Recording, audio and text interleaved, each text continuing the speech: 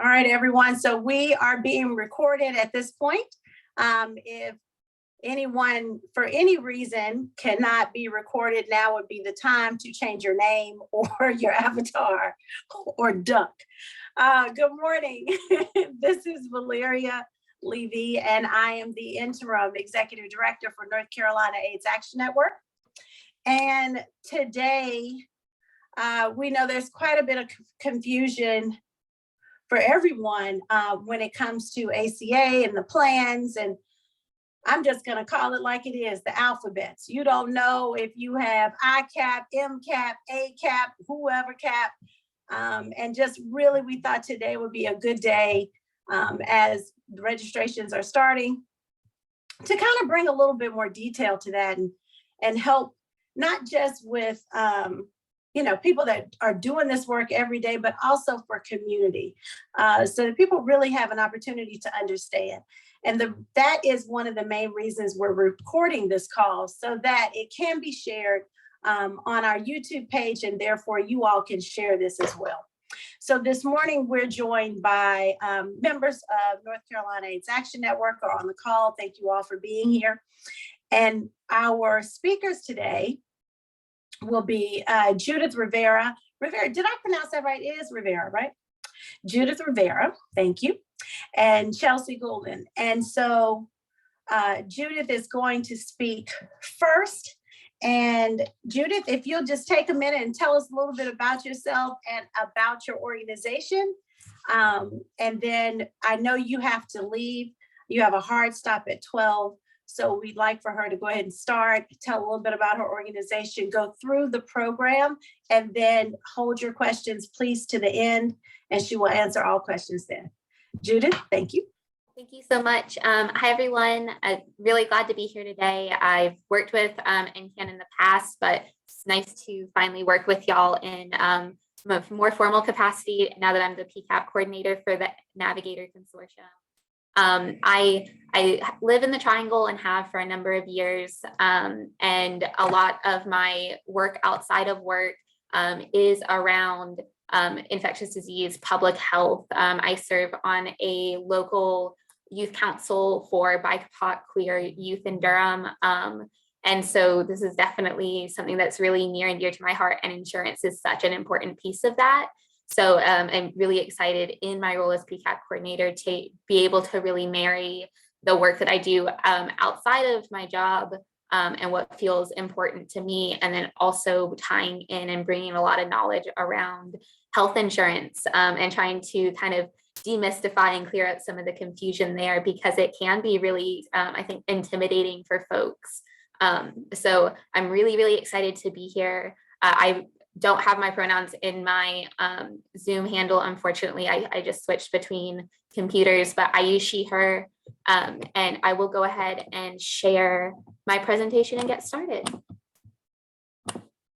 And just to give everybody a little bit of a warning, I do have a cough, so I might mute myself kind of sporadically as to not cough in y'all's ear. My audio will be right back. I'm not having tech issues, but just to give that a little bit of a heads up. Okay, so I work for Legal Aid in North Carolina, but as part of the NC Navigator Consortium.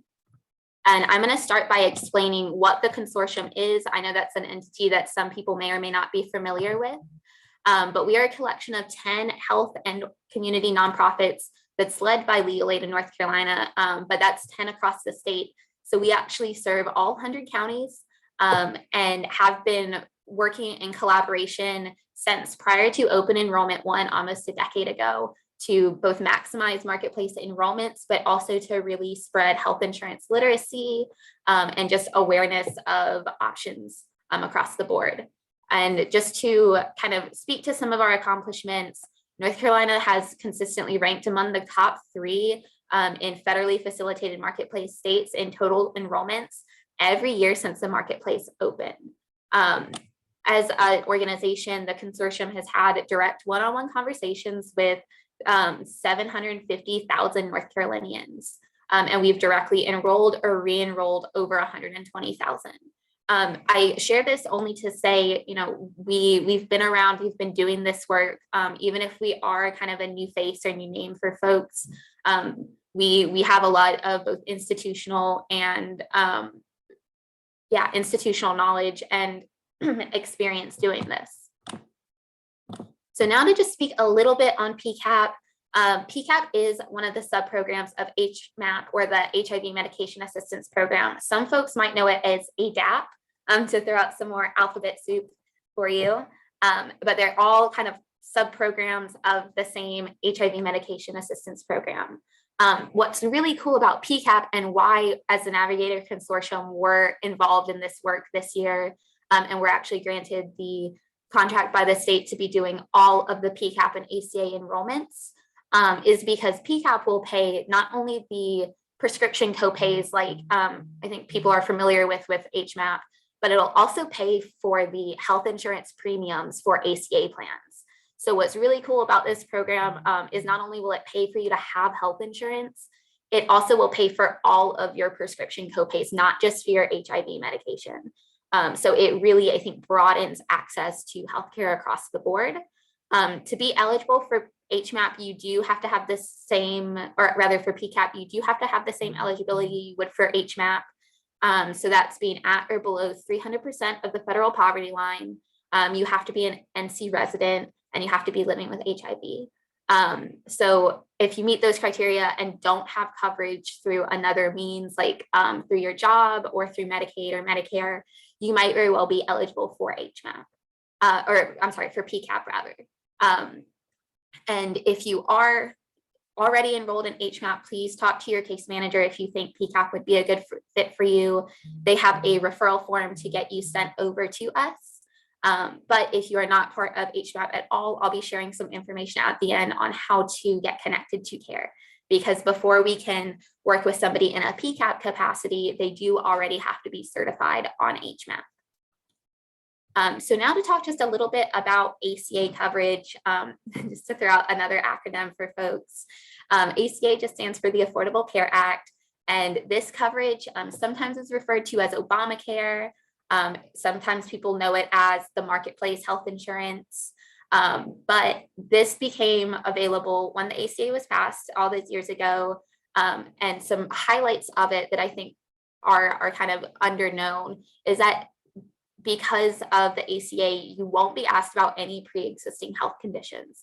Insurers now cannot deny people coverage or increase cost of coverage if you do have pre-existing health conditions. So that's not even asked in the application. These plans are comprehensive, and they cover 10 essential health benefits. These health benefits include emergency services, doctor's visits, prescriptions, mental health services, ambulatory care, so like outpatient surgeries. So a really robust, all covering plans. I do like to just add the caveat there that for adults, these plans will not cover dental and vision most of the time. There are a few exceptions out there, but those aren't usually wrapped up in it. The other thing that the ACA did was really cap how much that you as a consumer or subscriber on these plans would have to spend. So there's an out-of-pocket maximum, which would be, worst case scenario, you would be protected from spending that much. For this year, it was right at $9,100, which is still a lot of money. But that prevents you from potentially having tens of thousands or even hundreds of thousands of dollars in medical bills if you did have something that was high cost come up. So they are really good for providing that safety net. There's also limits through these plans on how much the premiums are or how much you would have to pay. And they do this by offering financial assistance. Now, this assistance is based on income level, but last year, 4 out of 5 people who enrolled for less than $10 a month. Now, if you're also part of PCAP, then that number doesn't even apply to you because PCAP would pick up the cost. But for non-PCAP consumers, 4 out of 5 enrolled for less than $10 a month, which really is more affordable than I think insurance was even a few years ago.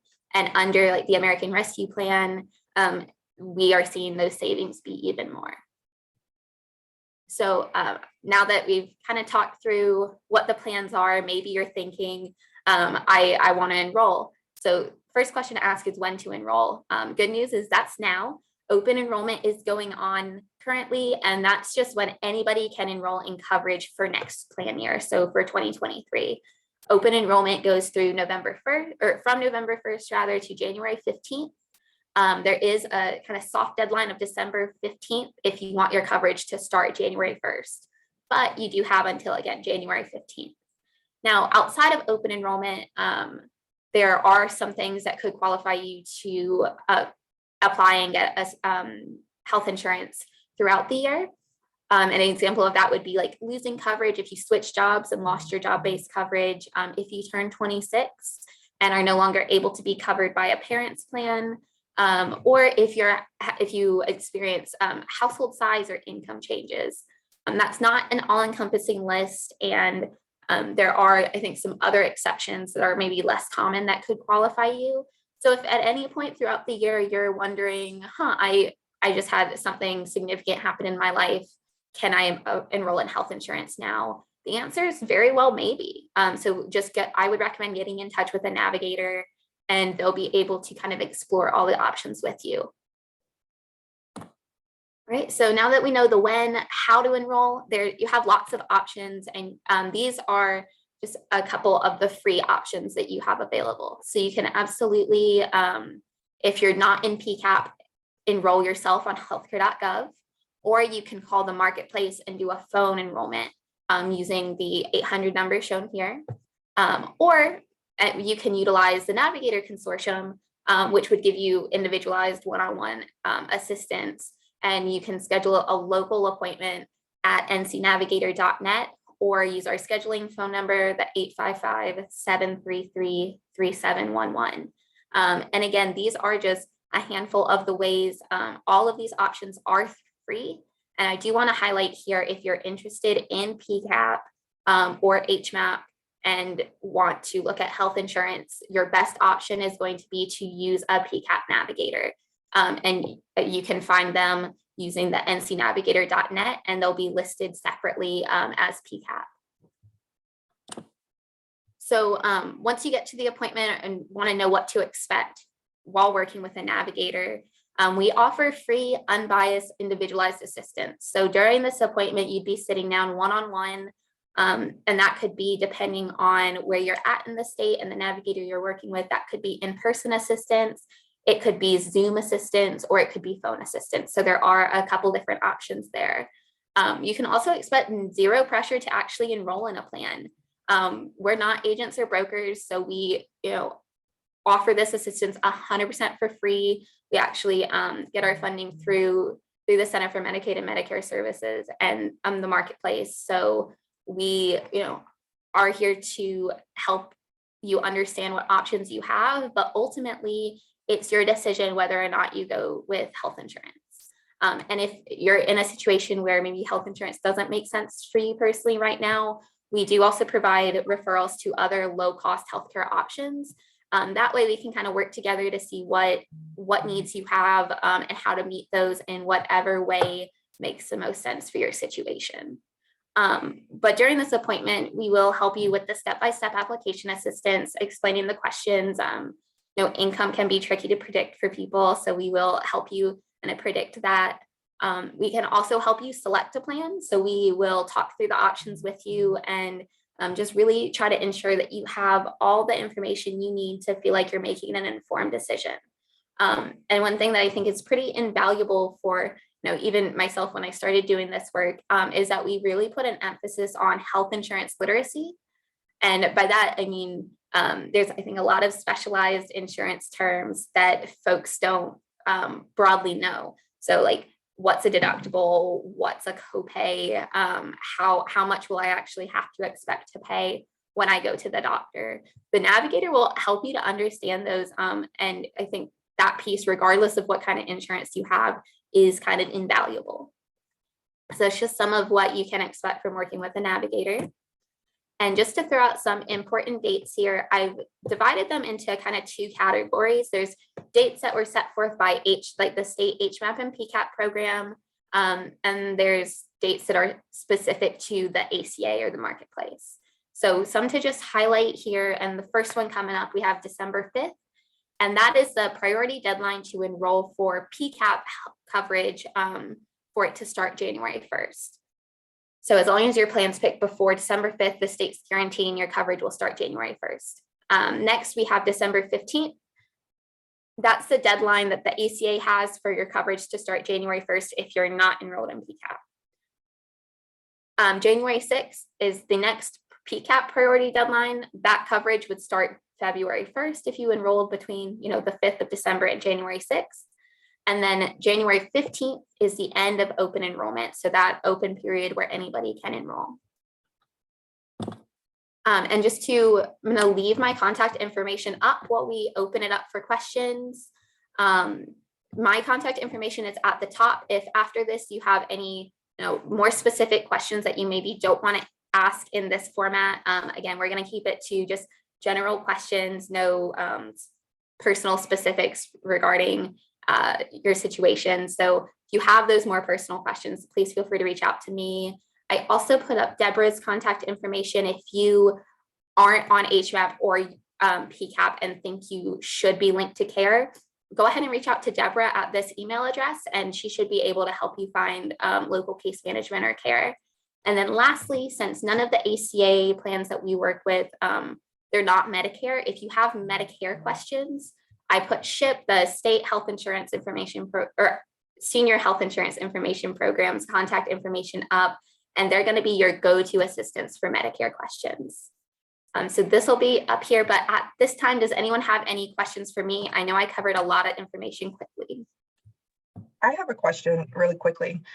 So for folks who want to be enrolled before the December 5th deadline, is it still time for them to be reached out by a navigator through the PCAP program? So that's a great question. We did for case manager referrals, which is how most of our PCAP consumers have come to us. There was a soft deadline of October 15th to guarantee coverage or an appointment rather before December 5th. So there is still time to work with a navigator prior to that December 5th deadline. Not so much. If the referrals are coming through after the October 5th deadline, we are working through those on a first come first serve basis, and we'll get to everybody before open enrollment ends. But for now, case manager referrals, we won't get to them before December 5th. All right, thank you. I have a question too. So on the ncnavigator.net, I don't see anywhere with a list of the navigators. So there's not a list, like a comprehensive list of our navigators, but if you're looking to schedule an appointment, there should be a find help button, and then you can type in a zip code into the connector widget and pull up appointment slots rather than reaching out to a navigator individually. Okay, thank you.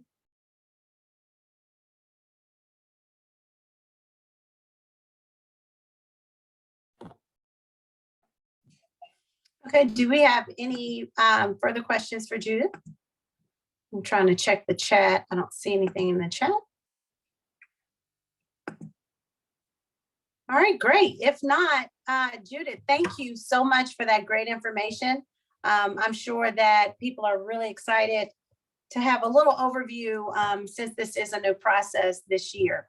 Now I'd like to start or pass this over to Chelsea. And Chelsea's been in the field for 18 years. I mean, a lot of people know her from RAIN, and she's been at RAIN for 12 years, Chelsea, am I correct with that? And holds her Master of Science in Social Work from UNC Charlotte. And Chelsea is gonna break this all down for us. Judith gave us a great overview of what to look for from her organization. And now from the actual work and doing the work, Chelsea is going to break the alphabet soup down for us. So Chelsea, I am going to pass it over to you. Thank you, Valeria. You're welcome. An introduction that I hope I can live up to. So I wanted to start by talking a little bit, and Judith talked a little bit about what HMAP was, but there really is, like, the HMAP program encompasses all of the other programs. So when you sign up for HMAP, then you can talk to the state and move in between programs. So if you lose insurance, HMAP can cover you for a little bit. And if you qualify for a special enrollment, then you can flip to PCAP. But you have to be generally certified by the HMAP program, which is like the umbrella program. So I'm happy to break down. HMAP is uninsured, right? Or and then ICAP pays for copays. And PCAP pays for premiums. SPAP works in conjunction with Medicare. So there's all these different PAPs or apps, not to be confused with the apps on your phone. So I'm happy to go into more detail about that, but if you guys want to, but I'm not, some of the names I know on the screen and some of them I don't. So I don't know. I don't want to bore you with that if you have no need for that knowledge or already know it. But there are some things that I wanted to point out once your client or you as a consumer are enrolled in the PCAP program, things to know and things to look for during the course of the year. The first and the most important is income. If your income changes, you must report that to a case manager. And case managers must be working with their clients to make sure that the income is accurate throughout the course of the year, because not only does it impact a premium cost, but it can also impact taxes.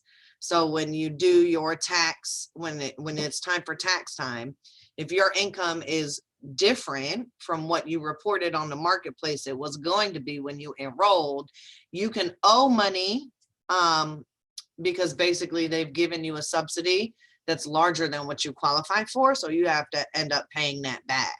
And we have seen, especially in the earlier years, that happened to a lot of people where all of a sudden they had like a $4,000 tax bill, or they thought they were getting a tax refund and they owed 100 or 200 and it ate up their entire refund. So please be aware that income is a really big deal.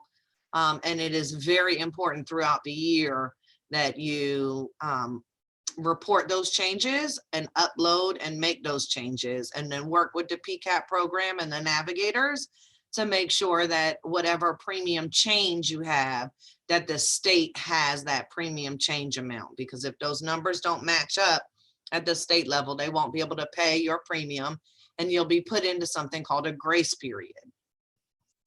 Grace periods are really important to pay attention to, because just like it says, it is literally giving you grace for a short period of time. If you do not rectify whatever caused you to go into a grace period, they will drop you from insurance and you will be ineligible to get it back within that year. Or if you are eligible, it'll be a brand new plan, and everything that you've paid into that plan towards deductibles or other out-of-pocket costs will be wiped away and you'll be starting from scratch. So if you go and you can't fill your meds and you go every month and it's been no problem with your insurance, you are probably in a grace period and you need to figure out why. You can look on the marketplace and it'll show you. So it could be non-payment of premiums. It could also be something that we call data matching, where you said you were going to be making $20,000 and the IRS has you making $45,000 a year. And when they tried to match up what your income is based on your social security number and what you reported your income would be on the marketplace, and they don't match up, then they ask you for pay stubs. And you have 30 days to get them to pay stubs. And if you don't get them to pay stubs, then they can pause your insurance and give you a little bit more time. And after that time expires, your grace period is ended and your insurance is cut off. So I can't stress enough to people and to case managers working with community, that reporting changes in income is very important for sustainability for your insurance as well as your taxes. That's my biggest push, is make sure your income is up to date and accurate. Yeah, thanks for covering that also, Chelsea. Although there may not be any questions on this particular call, because we're putting it on the webinar, if you don't mind going through a quick detail of each of the alphabets, that would be fantastic. No problem. I hope I don't forget them. So HMAP is you are underinsured, and that pays for your Ryan White funded clinics. When they prescribe you medications, you will work with Walgreens is the specified pharmacy for HMAP, and you can get your medications that your Ryan White providers prescribe to you. There is a formulary of medications that are eligible to be covered under HMAP. For ICAP, it is when you have private insurance, say through an employer, but your copays are higher than what you can afford or higher than your copay card can cover. ICAP can step in and pay those copays, but only for those same medications that are on the formulary. PCAP allows you to have the insurance through the marketplace, and they will pay the premiums. And a lot of times they will join that with ICAP, so you also don't have any medication copays. The ICAP works really well for people that are either underinsured or insured through their employers, but on a really, really tight budget, to be able to pick up some of those copays. And whenever ICAP or PCAP pays into your insurance plan, they are paying against those out-of-pocket costs.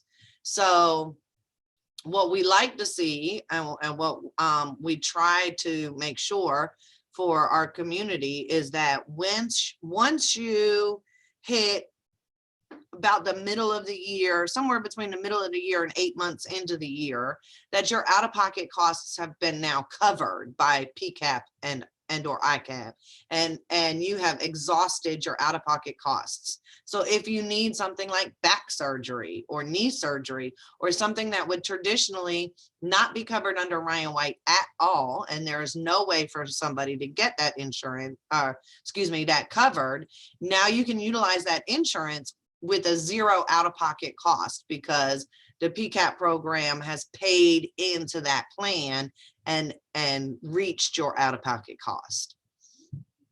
SPAP, I'll be honest, I know the least about SPAP. I know it works with Medicare. So it's like a supplementary plan, I believe, but you can also go through PCAP for that supplementary plan. So ICAP, HMAP, PCAP, SPAP. I think, is that all the PAPs? I think that's all the PAPs. Judith is nodding yes, that's all the PAPs. Is that all the PAPs, Judith? I think I'm with Chelsea. I think that's all of them. So when you hear HMAP, HMAP is the umbrella of all of them. It is not the specific program that you're enrolled in. It's the general program, and you must be HMAP approved to go into any of them. And then depending on your circumstances, you can work with your case manager, or case managers can work with the state to flip them between programs if based on their needs. And then when re-enrollment process happens, you re-enroll into HMAP as the blanket, right? And then stay in whatever individual program you're in if your circumstances have not changed. Thank you so much, Chelsea, for going into that, and to you also, Judith. I know one of the questions that I've heard a couple of times is, when I go to the provider and I have a card or someone asked the question, how will I know which program I'm under? So you actually don't get a card. Whoever does your application for HMAP will get a letter, right? So if it's the clinic that did your application, they get the letter. If it's the case manager, they get the letter. That letter confirms that you are eligible, and it gives you a time frame. And so it really does, it's really the clinic that should be looking for what program you're under. However, if you are in PCAP, you will get an insurance card from your insurance provider. So let's say you enroll in Blue Cross Blue Shield PCAP plan. You will get your own Blue Cross Blue Shield card in the mail, and you'll bring that card with you. Now, it's really important to know that at Ryan White funded clinics, you can enroll in Ryan White as a secondary. So if that insurance card says you have a $40 copay, you can enroll in Ryan White as a secondary at that clinic, and they will cover that $40 copay. However, if you go to that knee doctor for that knee surgery before your out-of-pocket costs are met, you will end up paying that $40 copay out of pocket. Now, a lot of people get really frustrated by that, but it's important to remember that without that PCAP eligibility and that Blue Cross Blue Shield card, you would have had no access to that knee doctor. So instead of no access to the knee doctor, now you have a $40 copay versus getting the total bill, at which a lot of doctors make you pay at least a portion up front, which is going to be much more than that $40. So even though you are paying a little bit to see physicians, and $40 is a lot, don't get me wrong, especially in this economy. But you do have access to providers and clinicians and specialties that you would otherwise not have access to. And to Thank just- you. Go ahead, Judith. To just tack on to what Chelsea said as well, if you're on PCAP, she's exactly right. You'll get whatever insurance carrier you go with, say Blue Cross Blue Shield, you'll get that card in the mail. But you'll also get a secondary card from PCAP. It's through Ramsell Corporation, and it is the pharmacy side of PCAP. So it's really important when you go to the pharmacy, especially usually the first time, or if you've switched pharmacies, to provide not just your Blue Cross Blue Shield or whatever insurance carrier card that is, but also that second Ramsell Corp card, because that is what's going to pick up whatever part of your prescriptions your insurance carrier, Blue Cross Blue Shield, is not paying. So if you are on PCAP and got all your paperwork in, have done your HMAP certification, and are still having copays at the pharmacy or having to pay for your medication, make sure that they have that secondary card on file. That's The a other good thing question. I would like to Thank you. add to that is once you're on PCAP and you get that Ramsell card, you do have pharmacy choice. So as a UMAP participant, you have to go with Walgreens. As a PCAP or ICAP participant, you have a list of pharmacies that the state contracts with. So you have a little bit more flexibility if you wanted to switch pharmacies. That is completely up to you. And there's a list at the back that your case manager can talk you through to see if you're interested in switching pharmacies. You have that choice as a PCAP or ICAP client. Thank you for that clarification, Chelsea. Does anyone have any questions? You can raise your hand or drop it in the chat, or just come off mute and ask the question. You hear my dog growling in the background.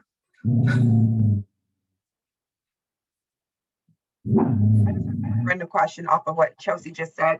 I know you mentioned that with the PCAP and the ICAP, they have the list of pharmacies. Is that the same with SPAP too? As long as they have that Ramsell card, that they have an extended network of pharmacies they can go to under them? Remember how I said SPAP was the one I knew least about? Because I know my client has the Ramsel card and I read in the manual and I was just getting a little confused. I was just curious if you. I can research that question and get back to you, but I don't want to give you the wrong information and I don't know the answer to that. Okay, I appreciate it. Thank you.